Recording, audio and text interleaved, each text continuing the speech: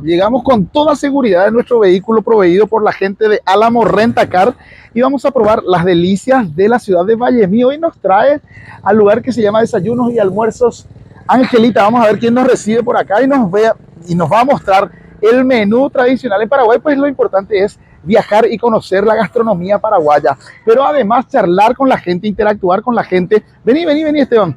Buenas. Vamos a ir conociendo. ¿Con quién tenemos que hablar? Ahí está la dueña, la señora Beli. Señora Beli, ¿cómo te va? ¿Qué tal? ¿Cómo le va a comer? Muy bien, mi nombre es Fabián. ¿Qué tal? Vete copa. Espectacular. Espectacular, demasiado lindo ya está el día, ¿verdad?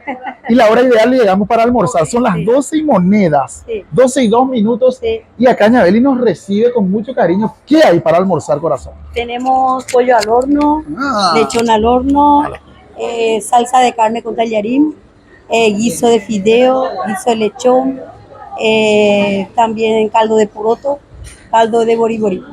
Caramba, yo me voy necesariamente por la gastronomía paraguaya. Yo me quedo con un boriborí. Y catú, ¿cómo no?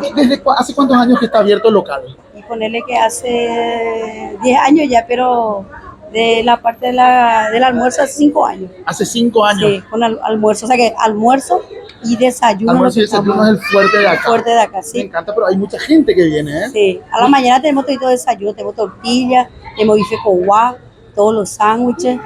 Bife con guá de la mañana para el tererupá. Cocido con leche, pizza, tortilla, Pucha, todo lo que quiera. Omelette. Me gusta porque aquí hay un menú variado. Variado, no solamente sí. el menú tradicional paraguayo, Sí. sino también hay un menú internacional. Sí, Caramba. así es. ¿Pasamos? Adelante, señor. Gracias por recibirnos, ¿eh? Bienvenido sean. Muchas gracias.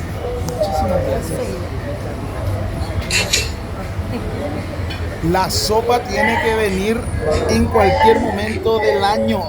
A nosotros lo que nos gusta la sopa, el boriborí puede ser, me decía recién Cintia, y tiene toda la razón, de carne, como en este caso, de carne de res, carne de vaca, o de pollo.